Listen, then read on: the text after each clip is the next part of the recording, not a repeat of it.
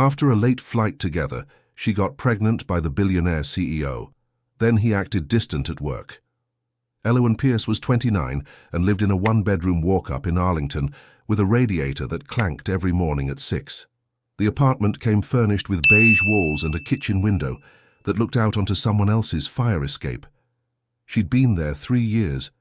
The lease renewed automatically. Her mornings followed a pattern.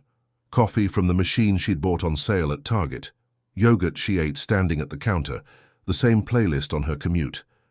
She worked as an administrative analyst at a national logistics company, the kind of place with glass walls and open floor plans, where everyone could see everyone else pretending to be busy. Her desk faced a window. On slow afternoons, she'd watch the construction crew across the street, the way they moved without talking. Callum was the CEO. 38, tall enough that people noticed when he walked into a room, with the kind of quiet authority that didn't need to announce itself.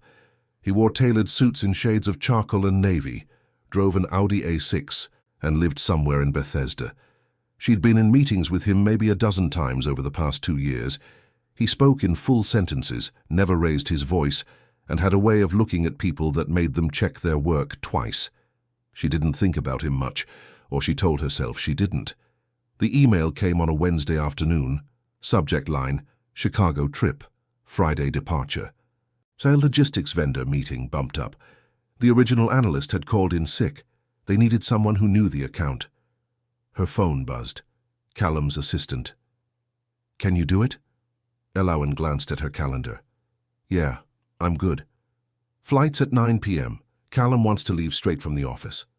By 5:30, the office had emptied out. Elowen sat at her desk with her overnight bag at her feet. The cleaning crew moved through the far end of the floor, the hum of the vacuum cutting through the quiet. Callum appeared at her desk a little after 6. No jacket, sleeves rolled to his forearms, tie loosened. He looked tired. You ready? His voice was low, even. She nodded, grabbed her bag. Yeah. The drive to Dulles was 40 minutes in traffic that never seemed to end. Callum didn't turn on the radio. Elowen watched the highway signs slide past. You've worked on the Hammond account before, he said after a while. A few times, mostly data reconciliation. They're particular. I know. He glanced at her just for a second. You'll be fine. The airport was worse than usual. Security lines that didn't move, gate changes announced over a PA system nobody could hear, the smell of reheated pizza and stale pretzels. Their flight got delayed. First 30 minutes, then an hour, then indefinitely. Something about weather in Chicago. Storms rolling in from the lake. They ended up in a corner of the terminal near a closed bookstore, sitting in chairs bolted to the floor. Callum checked his phone. Elowen bought water from a vending machine that took 3 tries to read her card. This happen a lot? She asked, sitting down 2 seats away from him. More than it should. The terminal lights buzzed overhead, fluorescent and too bright. A kid somewhere was crying. Callum loosened his tie the rest of the way and pulled it off, folding it carefully before putting it in his bag. You don't have to do that, Elowen said. Do what? Stay formal. Nobody's here. He looked at her, really looked at her. Force of habit. She opened her water. You ever just... Not what? Follow the habit. He didn't answer right away. When he did, his voice was quieter. Not often. An announcement crackled through the speakers. Another delay, another hour. Callum exhaled, ran a hand through his hair. For the first time since she'd known him, he looked like someone who didn't have all the answers. Hungry? He asked. Kinda. They found a bar near the gates, one of those airport places with dim lighting and laminated menus sticky from years of use. The air smelled like fryer grease and desperation. Callum ordered bourbon, neat. Elowen got a glass of red wine she didn't particularly want. The bartender poured without looking up, clearly counting down the minutes until his shift ended. I don't usually drink on work trips, she said. Neither do I. They sat in silence for a while. The bar had a TV mounted in the corner. Sports highlights nobody was watching. Someone at the other end ordered nachos that came out looking depressing. The cheese had already congealed into something solid. You been with the company long? Callum asked. 3 years. You like it? Elowen considered lying, decided not to. It's fine, stable, good benefits. The work's not particularly interesting, but it's not terrible either. That's honest. You asked. He almost smiled. Most people tell me they love it. Most people are lying. This time he did smile, just barely. Yeah. The wine was making her warm. Or maybe it was the way he was looking at her. Not like a boss. Not like someone cataloging her performance review. Just looking. Like she was someone worth paying attention to. What about you? She asked. You like what you do? I'm good at it. That's not what I asked. He took a sip of his bourbon. I don't think about it that way. Why not? Because liking it or not liking it doesn't change anything. It's what I do. Elowen turned her wine glass in her hands. That sounds exhausting. It is. She looked at him. He was staring at his drink like it might have answers. His jaw was tight, shoulders tense even when he was sitting still. She wondered when he'd last let himself relax, when he'd last been somewhere that didn't require the CEO mask. You don't have to be on all the time, she said, don't I? Not with me. Something shifted in his expression, not much, just enough that she noticed. He met her eyes, held them longer than he should have. The noise of the airport faded into background static. Just them and the bartender wiping down the counter with a rag that had seen better days and the game nobody was watching. Careful, Callum said quietly. Of what? Saying things like that. Her heart kicked in her chest. The wine glass felt warm in her hand. Why? He didn't answer. Just looked at her like he was trying to decide something important. The flight was finally called around midnight. They boarded with the stragglers, people who'd been waiting too long and stopped caring about overhead bin space. Elowen got the window. Callum took the aisle. The middle seat stayed empty. The plane was half full, cabin lights dimmed low. Somewhere behind them, someone snored. The flight attendants had disappeared into the galley. Elowen pulled her cardigan tighter and stared out at the tarmac, fuel trucks and baggage carts moving in the dark like insects under fluorescent lights. Callum's hand was on the armrest between them. She could see it in her peripheral vision, close enough to touch. His fingers were long, knuckles slightly rough like he worked with his hands sometimes, though she knew he didn't. She kept her hands in her lap. The engines roared, the plane lifted, and the ground fell away. The lights of DC became a grid below them, then disappeared into cloud cover. Neither of them slept. The cabin settled into that strange suspended quiet that only exists at 30,000 feet. The hum of recycled air, the occasional cough, the muted rustle of someone shifting in their seat. The temperature was always wrong on planes, too cold or too hot, never quite right.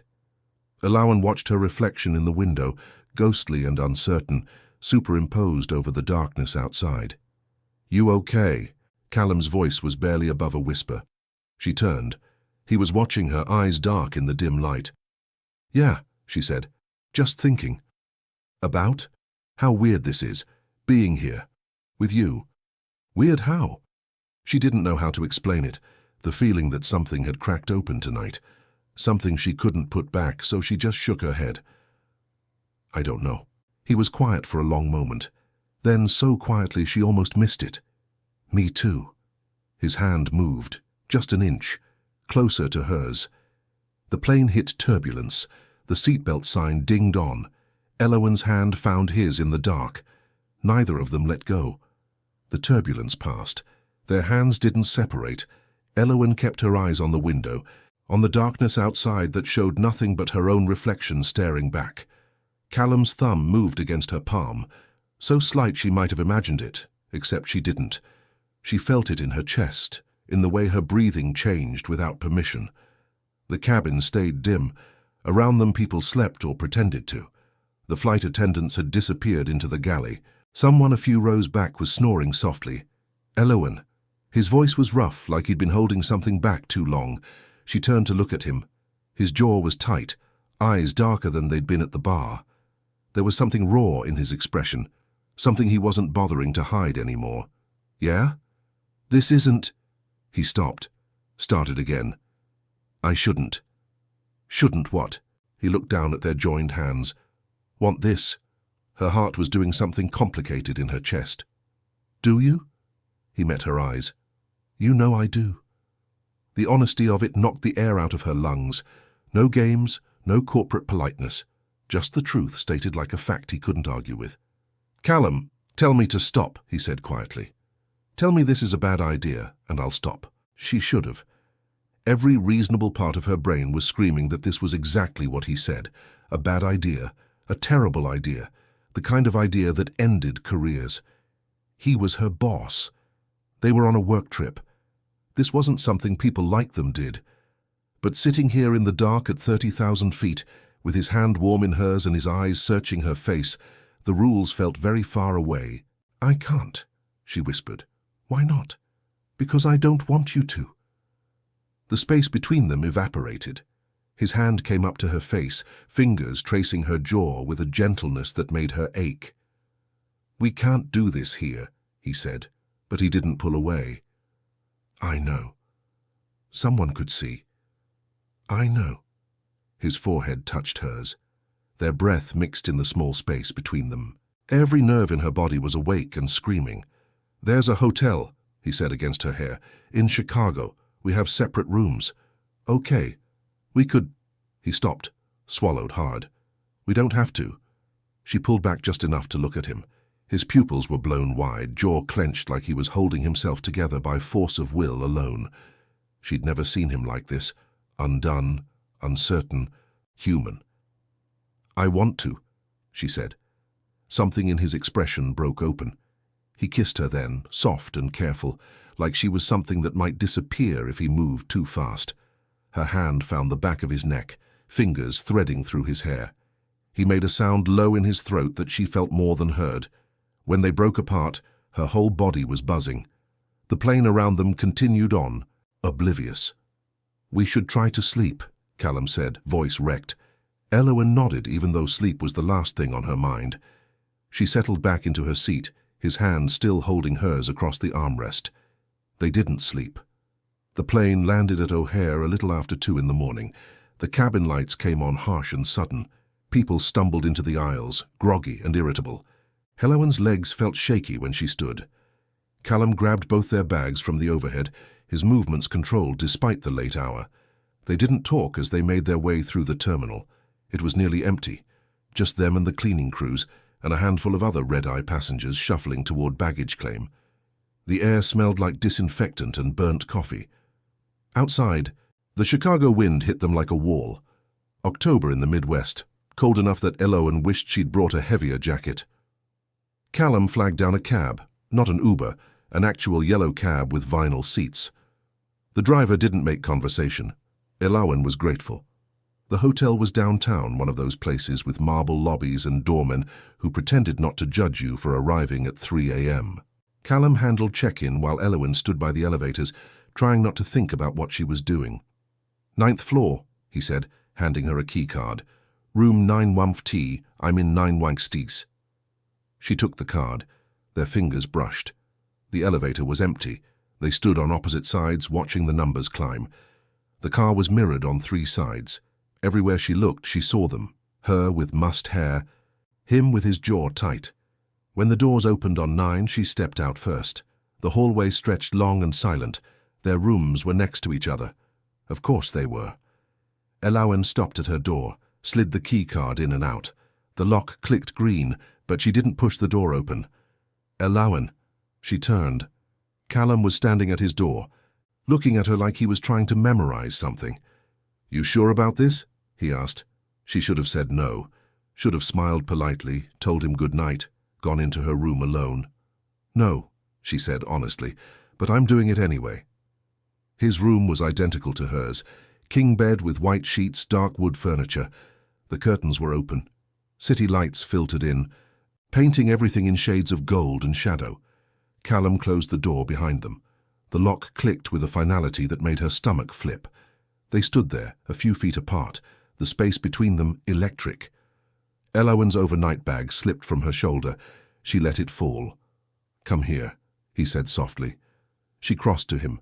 His hands found her waist, pulled her close. This kiss was different from the one on the plane, deeper, more certain, less gentle. She gripped his shirt, felt the solid warmth of him beneath the fabric. They moved toward the bed in stages, pausing to shed layers, his jacket, her cardigan, his tie. His hands were steady on her skin, reverent almost, like he was afraid of breaking something precious. "Tell me if you want to stop," he murmured against her neck. "I don't." "Tell me anyway, promise me." "I promise." The sheets were cool against her back. Callum hovered over her, one hand cradling her face, eyes searching hers in the dim light. "I don't do this," he said. "I don't. This isn't something I do. I know. I need you to know that." She pulled him down to her. "I know." What followed didn't need narration.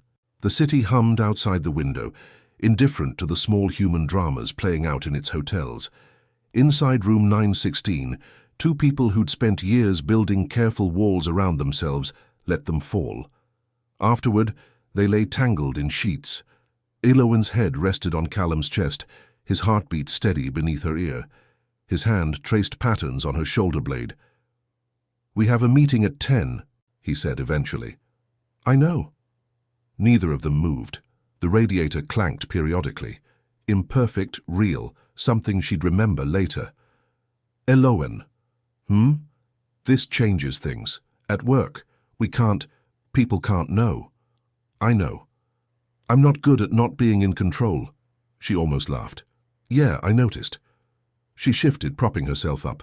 "Callum, I went into this knowing what it was. You don't have to manage my expectations." "You're not what I expected," he said quietly. "What did you expect?" "Someone who needed more reassurance. Someone who'd make this complicated." "It is complicated." "Yeah." His thumb traced her cheekbone. "But you're not making it more complicated than it has to be." She kissed him instead of answering. Soft this time, unhurried. When they finally broke apart, her eyes were heavy.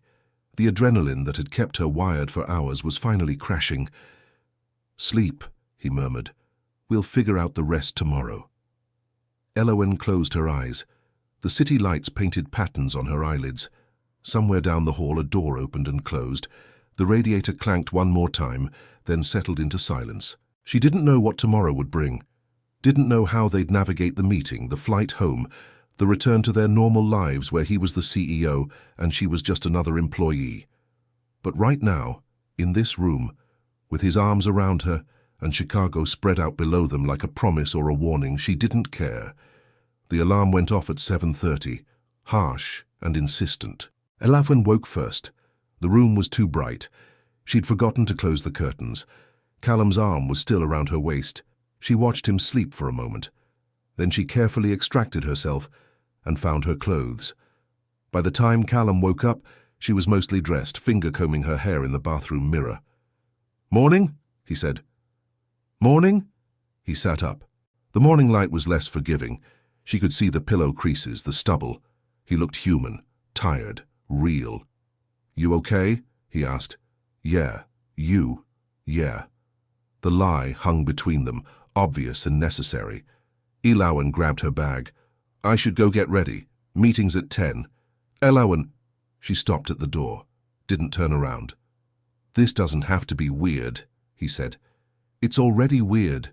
Callum, we'll just have to figure out how to live with it." She walked out before he could respond. At 9:45, she met Callum in the lobby. He was back in his CEO uniform, fresh suit, perfect tie, expression neutral and professional.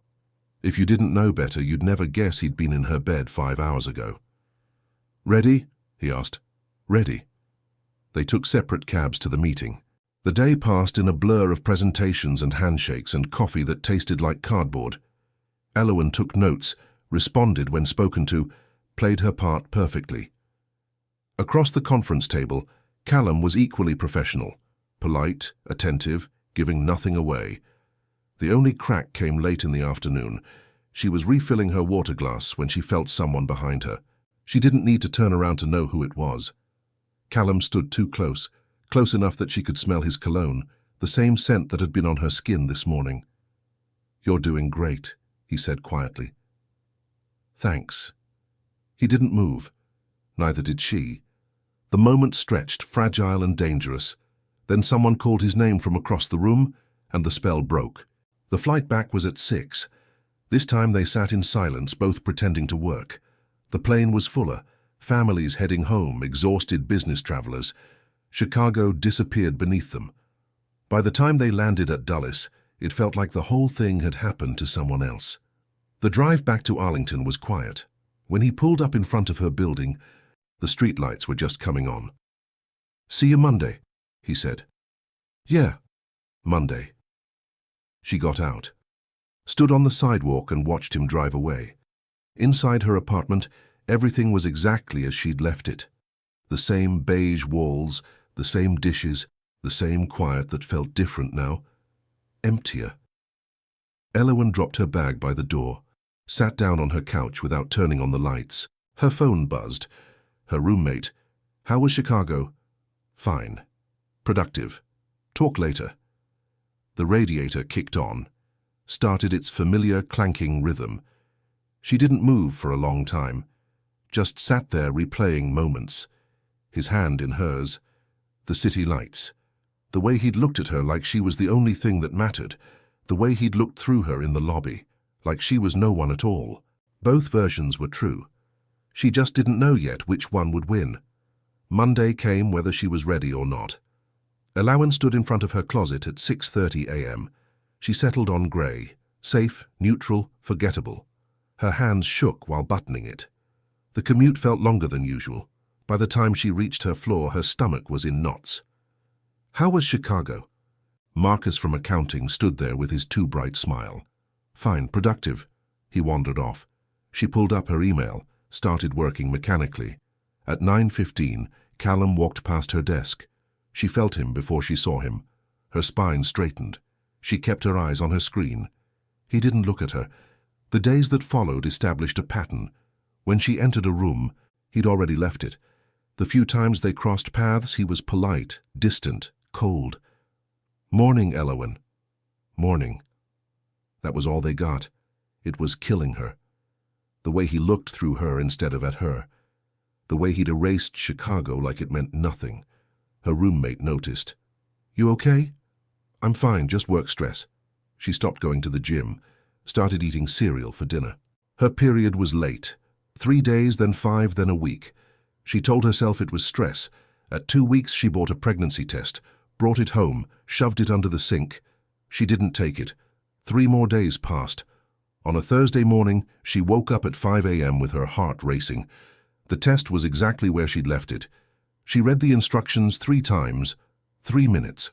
She set a timer, placed the test face down and walked out. The longest 3 minutes of her life. When the timer went off, she stood in the doorway. 1 line meant not pregnant.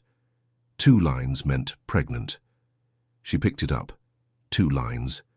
The test clattered into the sink. She gripped the counter, pregnant, with Callum's baby. 1 night, and now her entire life was different.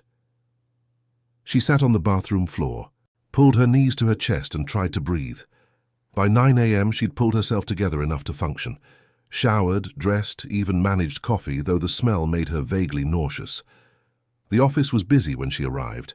She slipped to her desk unnoticed, powered on her computer. She had to tell him, she couldn't tell him, she had to tell him. The internal argument ran on loop. Her cursor blinked on a blank email. To Callum Whitaker. Subject, we need to talk. She closed it without sending. "Elowen?" She looked up. Jennifer from HR stood by her desk. "Callum wants to see you. His office, when you have a minute." Her stomach dropped. "Now, if you're free." She stood on legs that felt like water. Callum's office was on the 8th floor. She took the stairs, needing the extra minute. His door was open. He sat behind his desk, reading glasses on. She knocked. He looked up. Something crossed his face, then vanished. "Elowen, come in. Close the door." She did. "Sit." She sat. "I wanted to talk about the Hammond account. They requested you specifically for the next phase. Monthly trips through Q1, you comfortable with that?" "Was this real?" "I'm fine with it. There's one more thing." He set down his pen. I think it's best if we maintain a strictly professional relationship going forward. What happened in Chicago, it was a mistake. My mistake. It won't happen again." The words landed like punches. "Of course," she said. "I agree completely." "Good." She stood. "Is that all?" "That's all." She made it to the door. "Callum." He looked up. "Tell him. Tell him right now." "Nothing, never mind." Made it to the bathroom before the tears came. Locked herself in a stall. A mistake. That's what he'd called it. After 10 minutes, she went back to her desk. 2 weeks passed in a fog. The pregnancy test stayed in her bathroom drawer. The nausea started, low-level queasiness around 10 a.m.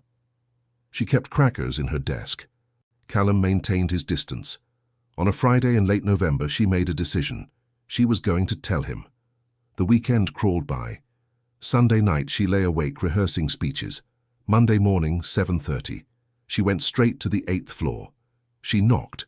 "Come in." He looked up, surprised. "Elowen, everything okay?" She closed the door, heart hammering. "We need to talk." "About what?" "I'm pregnant." The silence that followed was deafening. Callum's face went carefully blank. He set down his pen, placed it precisely parallel to his laptop. "You're sure?" His voice was level. Too level. "I've taken 3 tests. They were all positive.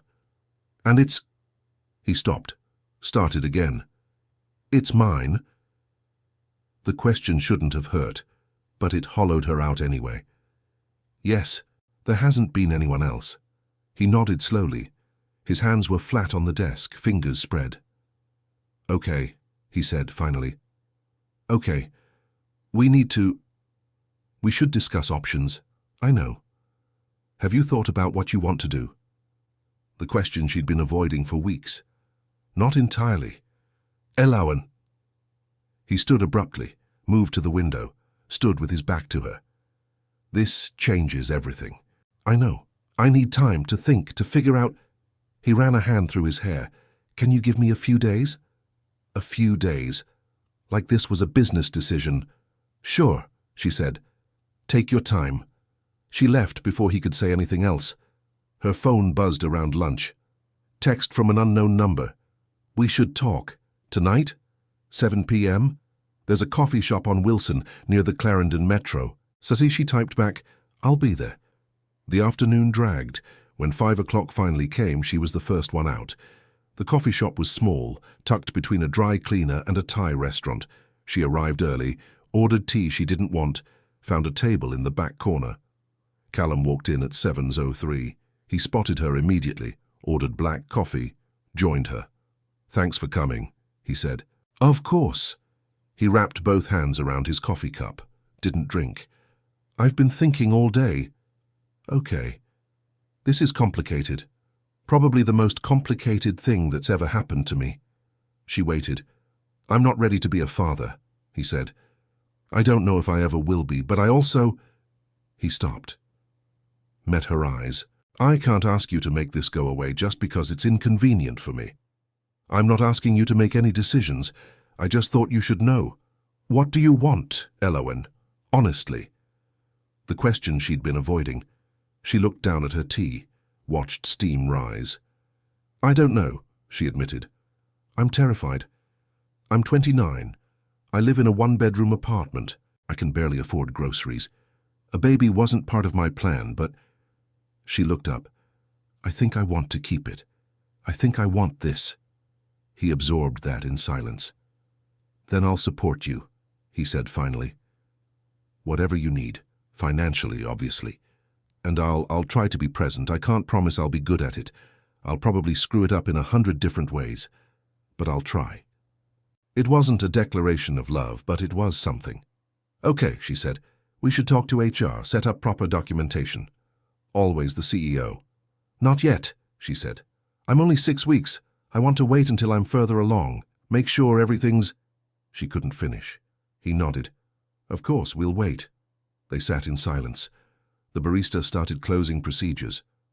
"I should go," Elowen said. Callum stood when she did. They walked out together, stood on the sidewalk in the cold November air. "Elowen." She turned. "I'm sorry," he said, "for how I've been. The distance. Treating you like—" He shook his head. "I was trying to protect myself. It was selfish. It's fine." "It's not. But I'll do better. Starting now." She wanted to believe him. "Okay," she said. He reached out like he might touch her arm, then dropped his hand. "Too public. Get home safe." She walked to the metro alone. The platform was crowded with Monday night commuters. She found a space near the edge, watched the tracks below. A train approached in the distance. Her hand drifted to her stomach. Nothing there yet, no visible sign, but something was growing, changing, becoming. The train pulled in. Doors opened. She stepped inside. The week that followed their coffee shop conversation didn't bring the relief Elowen had hoped for. If anything, Callum's distance grew more pronounced. He wasn't cold exactly, just absent. Like he'd decided the best way to try was to not be there at all. She noticed it in small ways, the meetings he suddenly couldn't attend. The emails routed through his assistant instead of coming directly, the way he'd leave the break room the moment she entered. Her first prenatal appointment was scheduled for Tuesday. She'd circled the date on her calendar, written it in pen like that might make it more real. She thought about telling Callum, decided against it. Monday brought rain, the cold November kind. By lunch she had a headache that wouldn't quit. She was in the break room waiting for the microwave when Callum walked in. They hadn't been alone since the coffee shop. He stopped when he saw her, hand still on the door handle. "Sorry," he said. "I can come back." "It's fine." He didn't move. The microwave beeped. "How are you feeling?" he asked. "Fine." "Elowen." "I'm fine, Callum, really. You don't have to pretend you care when you can't even look at me most days." His jaw tightened. "That's not fair." "Isn't it? You said you'd try. You said you'd be present, but all you've done is avoid me." "I'm not avoiding you. You left the break room yesterday the second I walked in. You've sent every email through Jennifer. You literally just apologized for being in the same room as me." He ran a hand through his hair. "I'm trying to give you space." "I don't need space. I need—" She stopped. "I have a doctor's appointment tomorrow. First prenatal visit. I thought you might want to know." "What time?" 3. He pulled out his phone.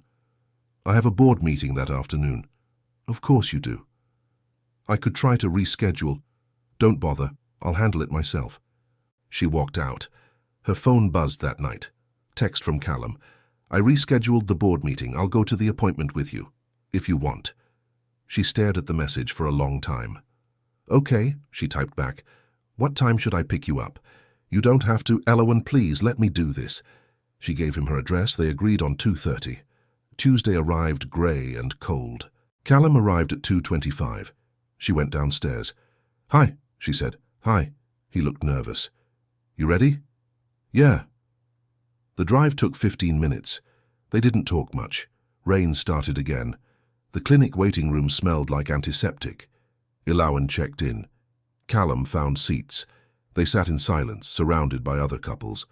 A woman across from them looked 6 months along, rubbing her belly absently. "Elowen Pierce." A nurse stood in the doorway. They followed her back. The exam room was small. The nurse took vitals. Blood pressure slightly elevated but not concerning. Weight up 5 pounds. She asked questions. "The doctor will be in shortly." "You don't have to stay for the ultrasound," Elowen said. "If it's weird." "It's not weird. It's a little weird." He almost smiled. "Okay, it's a little weird, but I'm staying." The doctor arrived 10 minutes later. Dr. Sullivan, 50s, kind eyes, calm competence.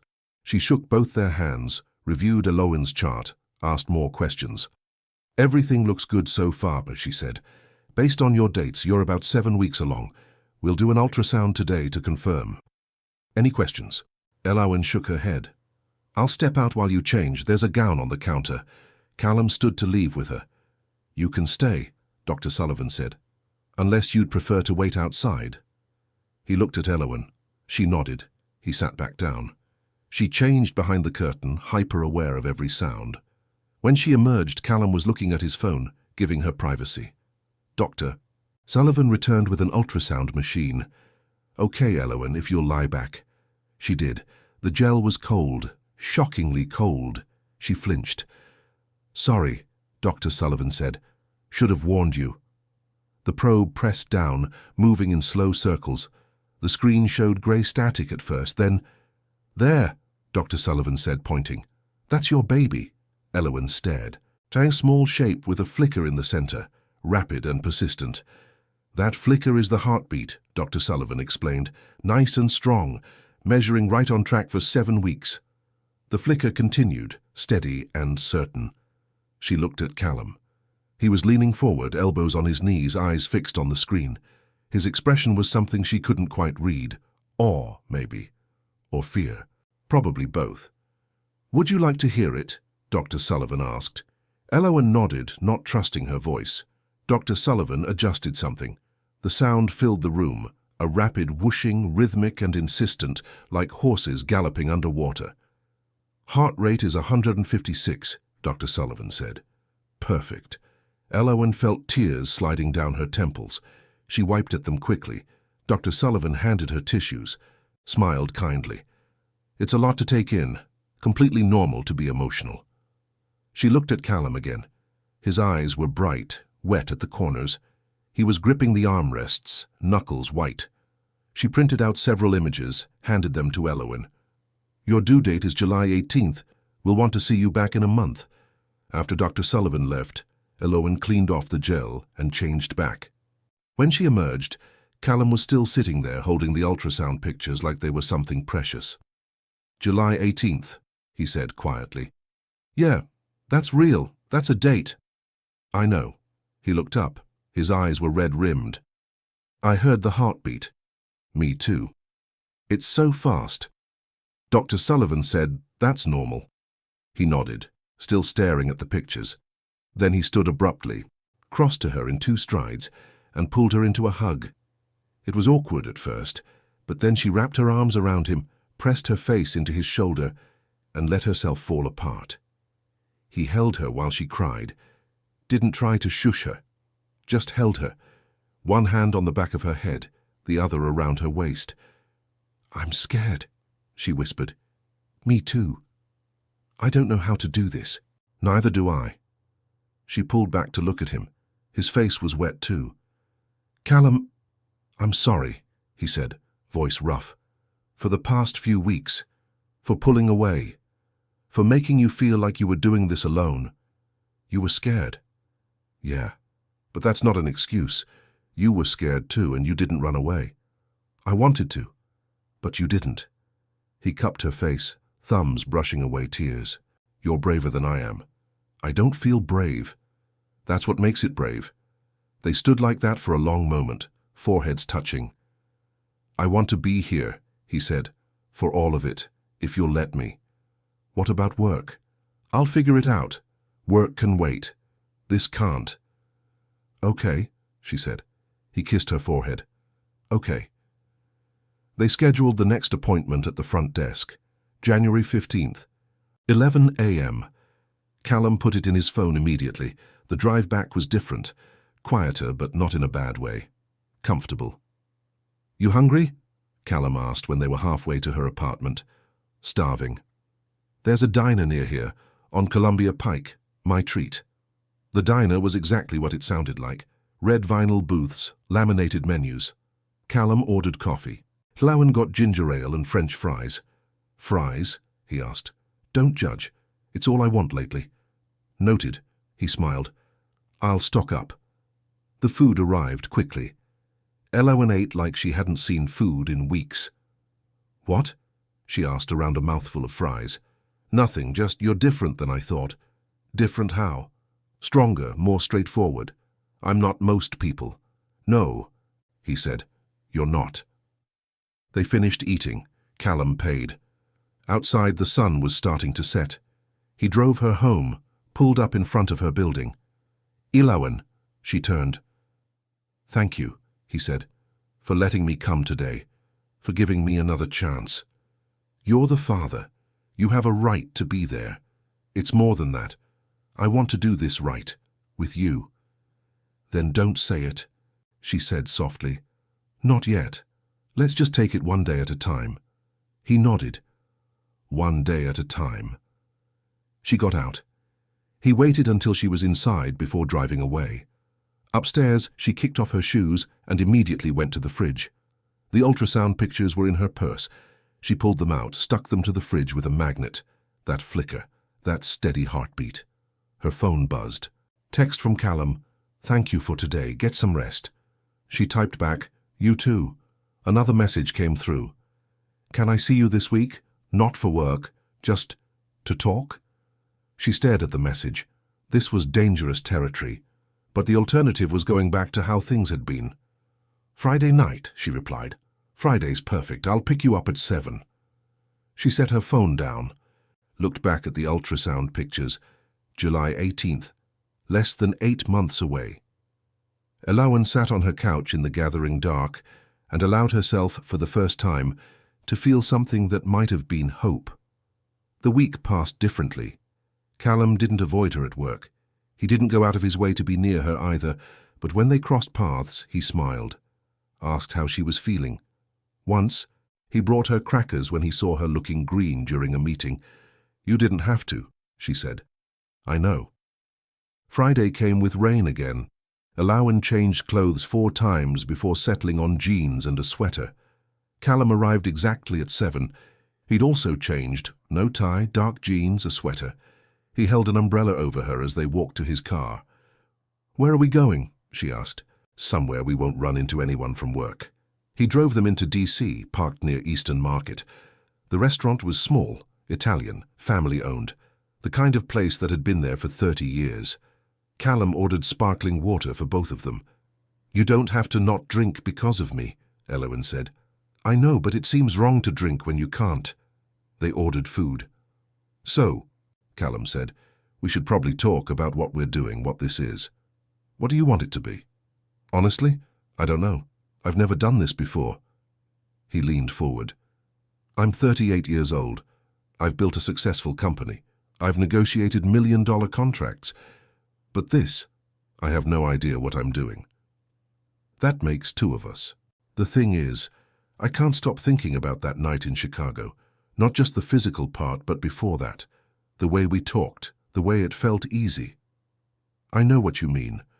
And then I spent the last month trying to convince myself it didn't mean anything, that it was just a moment, something that could be filed away and forgotten.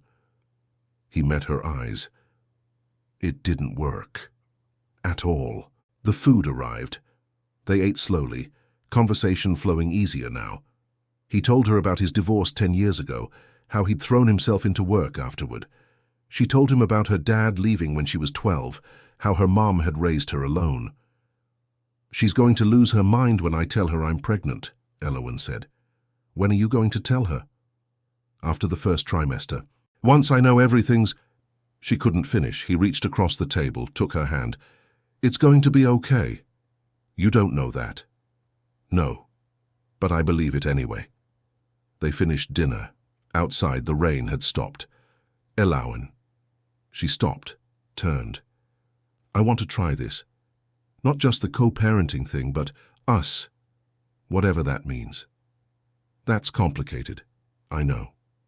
We work together. You're my boss. I know, we'll figure it out. We'll talk to HR, establish boundaries, but I can't keep pretending I don't want this. She should have said no. Instead, she kissed him. It was different from the kiss in Chicago. Slower, more deliberate. When they broke apart, she rested her forehead against his chest. One day at a time, she whispered. One day at a time, he agreed. He drove her home, walked her to her door, kissed her goodnight. See you Monday, he asked. See you Monday. Inside her apartment, she leaned against the closed door and smiled. The radiator clanked, the fridge hummed. Everything was the same as it had always been. Everything was completely different. Monday morning felt different. The weeks that followed their Friday night dinner established a new rhythm. They were careful at work, professional, appropriate, no lingering looks across conference rooms. But after hours, they existed in a different space. Dinner on Wednesday nights became their tradition. Late-night phone calls that started about doctor's appointments and ended talking about everything else. Books, movies, the weird dreams pregnancy gave her. Elowen hit 12 weeks on a Tuesday in early December. The nausea had mostly passed, replaced by a constant hunger that surprised her. Her jeans definitely didn't fit anymore. She'd bought 2 pairs of maternity pants and felt ridiculous wearing them. The conversation with HR happened on a Friday in mid-December. Jennifer was professional, no judgment, just questions and forms. We'll need to document the relationship and establish a clear reporting structure. I can report to Marcus, Elowen offered. That works. Callum, you'll recuse yourself from decisions regarding Elowen's compensation or performance. Jennifer explained the parental leave policy. 12 weeks paid. Due date? July 18th. Congratulations. The staring started Monday morning. She felt it the moment she walked in. Conversations that stopped when she passed, eyes that followed her to her desk. By lunch, 3 people had congratulated her. By end of day, half the office knew. Marcus appeared at her desk around 4. So, you and Callum? Me and Callum. Didn't see that coming. Neither did I. He laughed. Well, congrats. On all of it. December turned into January. The pregnancy became more visible. Her second trimester brought energy and a nesting instinct. They fell into a pattern. Weeknights at her apartment, weekends at his house. They told their families. Her mom asked when they were getting married. We're not getting married, Elowen told her mother for the 3rd time. Why not? You're having a baby together. That doesn't mean we need to get married. The 20-week ultrasound came in late January. You want to know? The technician asked. They looked at each other, nodded together. It's a girl. A girl. They were having a girl. Callum's hand tightened on hers. In the car afterward, he was quiet. You okay? Elowen asked. A daughter, he said. I'm going to have a daughter. Scared? Terrified? What do I know about raising a girl? What do either of us know about raising any kid? She reached over, squeezed his hand. We'll figure it out. She's going to have your eyes, he said quietly. I hope she has your eyes. February brought snow, the kind that shut down DC for days. March arrived with unpredictable weather. Elowen hit 28 weeks, officially in her 3rd trimester. The baby kicked constantly now, especially at night. She's going to be a soccer player, Callum said one evening, his hand on Elowen's belly. Or a kickboxer. They'd started childbirth classes at the hospital.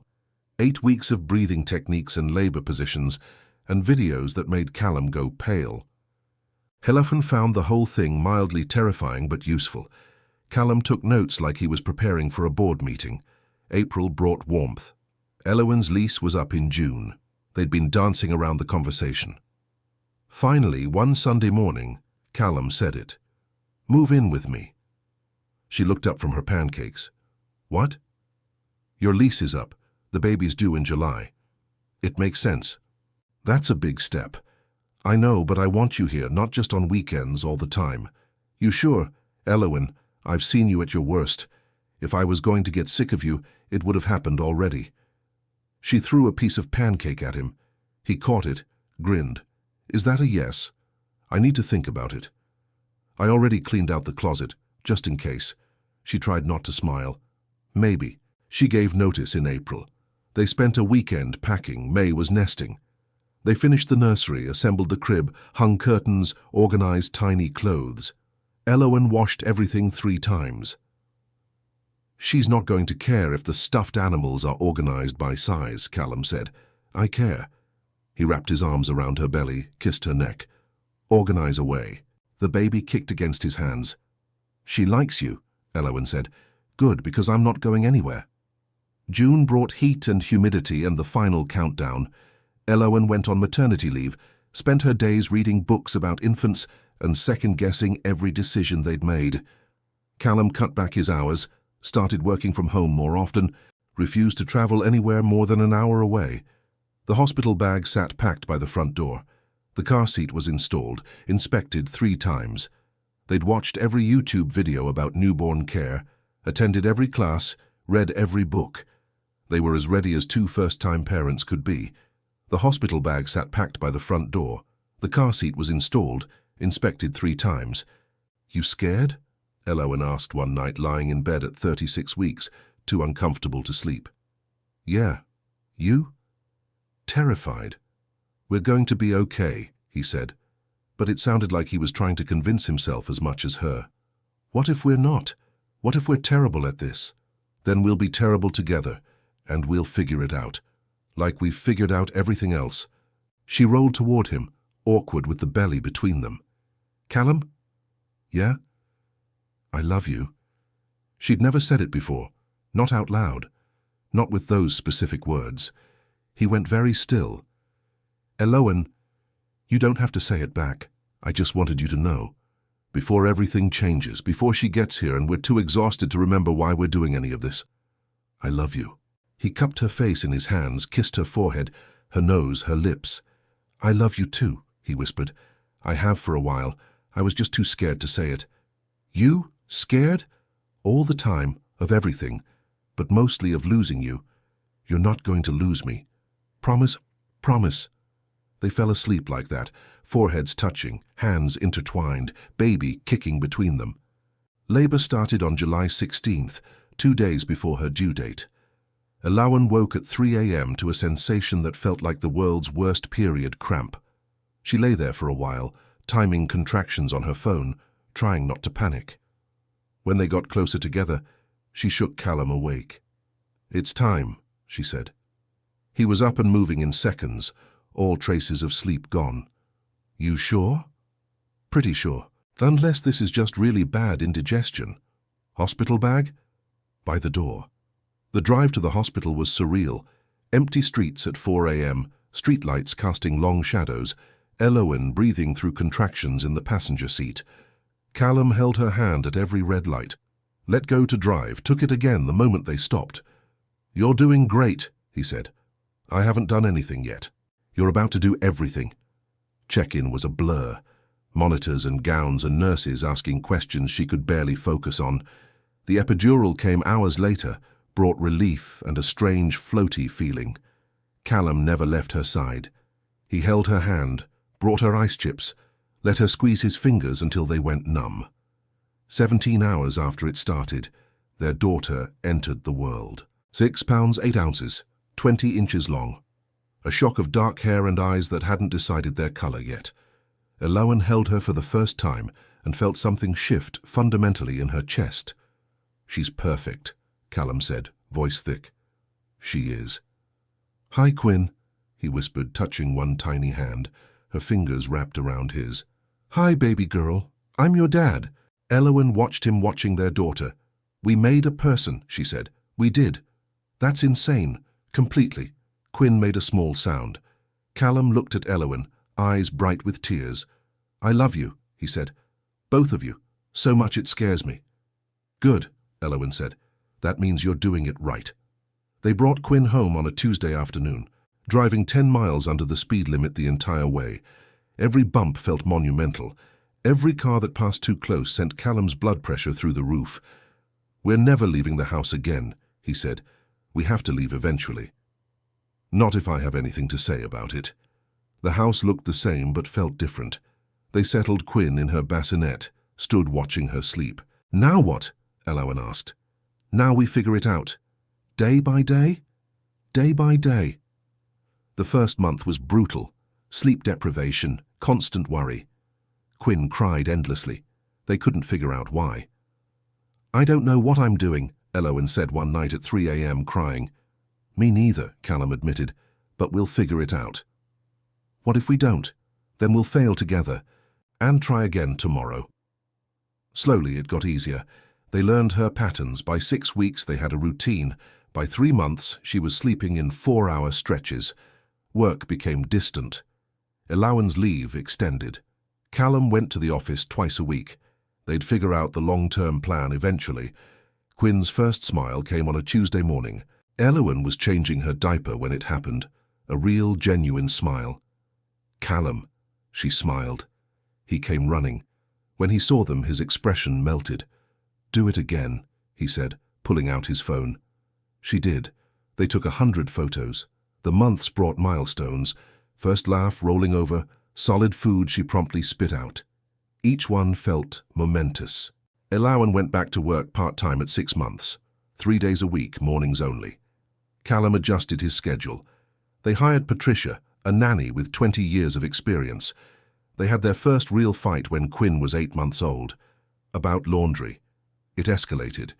They said things they didn't mean, slept in separate rooms. The next morning, Callum found her in the nursery. "I'm sorry," he said. "Me too. No matter how angry I get, I'm not going anywhere. You and Quinn, that's my family." She leaned her head on his shoulder. Same. Quinn's first birthday arrived with impossible speed. They threw a small party, family, close friends, too much cake. Quinn smashed her slice with enthusiasm. She wore more than she ate. Callum took approximately 4,000 photos. "You okay?" Elowen asked him at one point, finding him alone in the kitchen. "Yeah, just thinking." About how a year ago she didn't exist, and now I can't remember what life was like without her. Me neither. And I was thinking about us, about Chicago, about how terrified I was when you told me you were pregnant. He turned to face her. "I almost ran. Did you know that?" "I suspected, but I didn't, because of you, because you made me believe we could do this. We did do this. Look at us, we're still standing." "Barely, but standing." He pulled her close, kissed the top of her head. Through the doorway, they could see Quinn in her high chair, covered in frosting, laughing at something Elowen's dad was doing. "Thank you," Callum said quietly. "For what?" "For not giving up on me. For choosing to keep her, for letting me be part of this." His voice cracked slightly. "For everything." Elowen pulled back to look at him. "You know what I realized recently?" "What?" "That night in Chicago, it wasn't a mistake. Maybe it wasn't planned. Maybe it was messy and complicated and terrifying. But it led to this. To her. To us. How could that be a mistake?" He kissed her then, soft and certain. From the other room, Quinn shrieked with laughter. Someone dropped a plate. Perfect chaos. Perfect life. They pulled apart, went back to the party, to their daughter who was growing too fast, to the family they'd built from nothing but chance and choice and courage. Later that night, after everyone had left and Quinn was asleep, they stood in the nursery doorway watching her breathe. "I love you," Elowen whispered. "I love you too." Quinn stirred, settled, slept on. Outside, the world kept turning. Inside, everything that mattered was right here.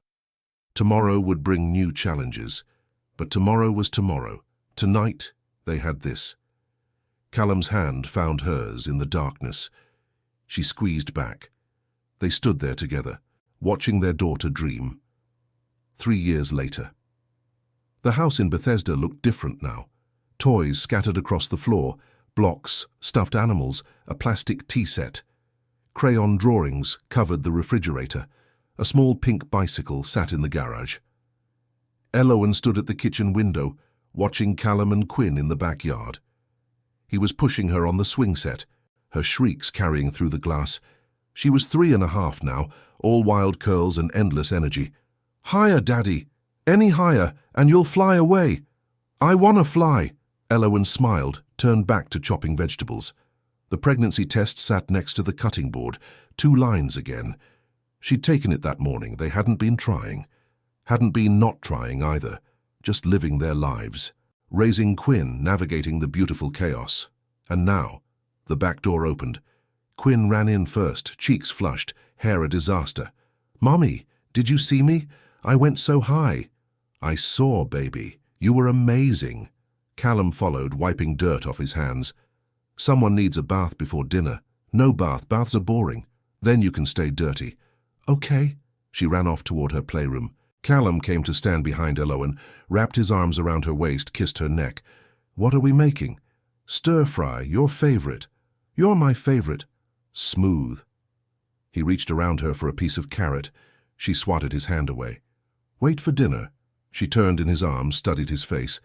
He'd aged in small ways, more grey at his temples, lines around his eyes that deepened when he smiled, but he looked happier now than he had 4 years ago. Lighter, more present. "Callum." Yeah? I have something to tell you. His expression shifted, concerned, attentive. What's wrong? Nothing's wrong. She reached into her pocket, pulled out the test, handed it to him. He looked at it, looked at her, looked at it again. You're pregnant, yeah. When did you... This morning. I haven't even called the doctor yet. He set the test down carefully on the counter. We're having another baby. Looks like it. Quinn's going to have a sibling. She is. He pulled Elowen close, buried his face in her hair. She felt his chest rise and fall, heard his breath catch. You okay? She asked. Yeah. Just, we did this before. I know what to expect this time. And I'm still terrified. Me too. But also excited.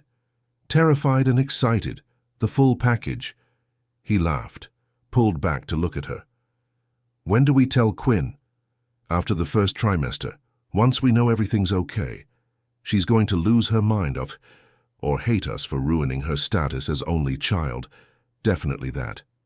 They stood there, swaying slightly, the sound of Quinn's playing drifting in from the other room. Elowen thought about how different this felt from the first time, how scared she'd been then, how alone, how she'd stood in a different bathroom, in a different apartment, holding a different test, and thought her life was over. She'd been so wrong. Thank you, Callum said quietly. For what? For this. For choosing us. Again. I'll always choose us. That night, after Quinn was asleep, they sat on the back porch with glasses of lemonade. The air was warm. Fireflies drifted across the yard. You know what I was thinking about? Callum asked. What? That airport 4 years ago. How we almost didn't happen. We would have happened eventually. You don't know that. But we didn't miss it. We made the choices that led us here. You don't wonder about the other version, where none of this happened? Elowen considered. Sometimes. But then I look at Quinn. I think about this. She touched her stomach, and I can't imagine it any other way.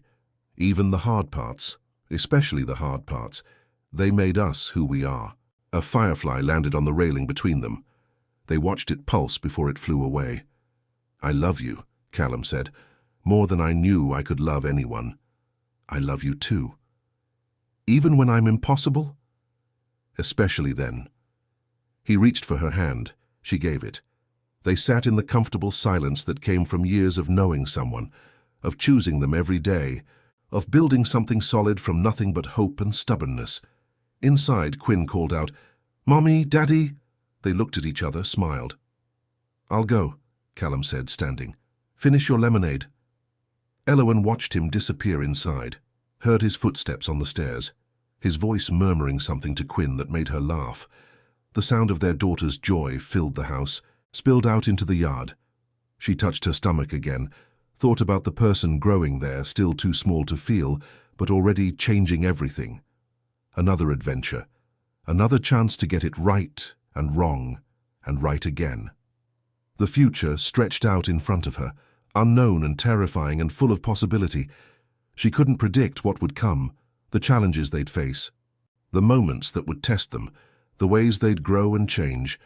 But she knew one thing with absolute certainty. Whatever came next, they'd face it together. And that was enough. Elowen would look back on this moment, this quiet evening, fireflies and lemonade, and recognize it for what it was. Not the ending. Just a pause between chapters. The real story was still being written, still unfolding in small moments and big decisions. There would be harder days ahead, late nights with a newborn, juggling 2 kids and 2 careers, fights and makeups and moments of doubt. But there would also be joy, fierce and overwhelming. Quinn meeting her sibling, family dinners ending in laughter, Callum learning to braid hair. They would mess up. They would figure it out. They would keep choosing each other day after day, building something that felt exactly like home. When she finally went inside, Callum was coming down the stairs. She wants you to sing the song. Elowen climbed the stairs, found Quinn in bed. Sing the song, Mummy. She sat on the edge of the bed, smoothed Quinn's curls, started singing the silly song she'd made up, about a little girl who was scared of the dark but found her courage, Quinn's eyes got heavy, started to close. Elowen kept singing until her breathing evened out. She stood carefully, turned off the light. Callum waited in the hallway. "She asleep?" Finally. They walked to their bedroom together. Tonight they just lay there, facing each other in the dark. "You scared?" he asked. "About number 2? "Terrified." "You?" "Same. But also, we've got this. We did it once. We can do it again. With twice the chaos, twice the love." She moved closer, tucked herself against his chest. His arm came around her automatically. "Callum, yeah? Thank you for showing up. At every moment when it would have been easier to walk away. I'll always show up, that's the deal." "What deal?" "The one we made in Chicago, that we'd try, that we'd be scared but do it anyway, that we'd choose each other, especially when it was hard." "Okay," she whispered. "Then I agree. Good, because I'm not letting you out of it now." Never wanted out. They fell asleep, tangled together. Down the hall Quinn dreamed. In Elowen's belly, cells divided, building something new. Outside, the world spun on. Inside, everything that mattered was right here. Tomorrow would come with its challenges, but tomorrow was tomorrow. Tonight they had this. They had each other. They had the life they'd chosen, and the courage to keep choosing it. And really, that was the only deal that ever mattered. A final reflection. Love doesn't arrive perfect and complete. It shows up messy and uncertain, asking more questions than it answers. It demands courage when we feel weakest, trust when we're most afraid. Elowen and Callum's story began with fear, of the unknown, of inadequacy, of becoming someone they weren't sure they could be. But they learned that fear and love aren't opposites. They coexist. The bravest thing any of us can do isn't to love fearlessly, it's to love while terrified, to show up when running would be easier, to choose someone again and again, even when the choosing gets hard. Because that's what love is. Not the absence of fear, but the presence of choice. The daily decision to stay, to try, to believe that what you're building together is worth the risk. We're all just doing our best with what we have, making it up as we go, hoping our courage holds long enough. And maybe that's enough. Maybe that's everything. The courage to try, the strength to stay, the wisdom to know that love isn't about perfection, it's about presence, about showing up again and again. Love doesn't erase fear. It just makes us brave enough to feel it and keep going anyway. What about you? Have you ever had to find courage in a moment of fear? When did you have to choose to stay when leaving felt easier? Share your story in the comments. Your experience might be exactly what someone else needs to hear today. Your participation means a lot to the channel. Please share your thoughts in the comments. Love showed up messy, uncertain, and terrifying, just like it did for Elowen and Callum.